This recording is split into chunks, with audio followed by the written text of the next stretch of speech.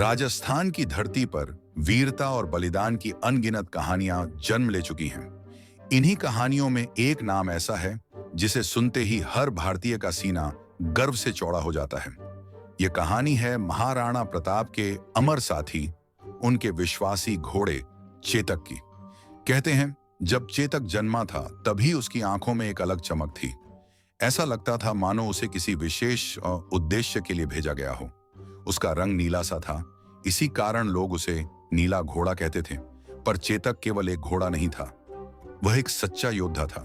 महाराणा प्रताप ने जब पहली बार चेतक पर सवारी की तो उसी पल समझ गए कि यह साथी साधारण नहीं है। चेतक हवा की तरह दौड़ता था और प्रताप के हर इशारे को बिना बोले समझ लेता था। उसके भीतर अपने मालिक के लिए अपार निष्ठा, साहस और प्रेम था। फिर आया वह दिन जिसने इतिहास की दिशा बदल दी।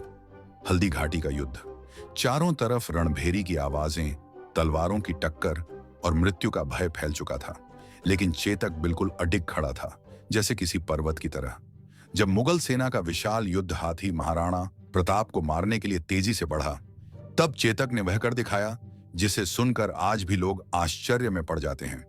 चेतक ने अपने मालिक की रक्षा के लिए पूरी शक्ति लगाकर उस महाकाय हाथी की सूंड पर छलांग लगा दी। सोचिए, एक घोड़ा एक हाथी पर छलांग लगाता है। यह कोई साधारण बात नहीं थी। यह निष्ठा की पराकाष्ठा थी, यह प्रेम था, यह बलिदान था।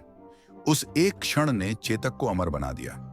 युद्ध के बीच चेतक ने महाराणा प्रताप को सुरक्षित बाहर निकालना शुरू किया, लेकिन इस वीरता में चेतक स्वयं गंभीर रूप से घायल हो गया। उसके पैर से रक्त बह रहा था, पर वह रुका नहीं।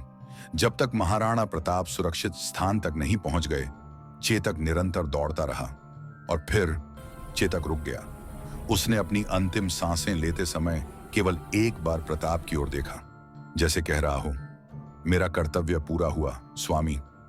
महाराणा प्रताप जीवन भर चेतक को याद करते रहे। जहां चेतक गिरा था, आज वहां चेतक स्मारक बना हुआ है। वहां जाकर लोग आज भी कहते हैं, जब तक सूर्य और चंद्रमा रहेंगे, चेतक तेरी कीर्ति गाई जाएगी।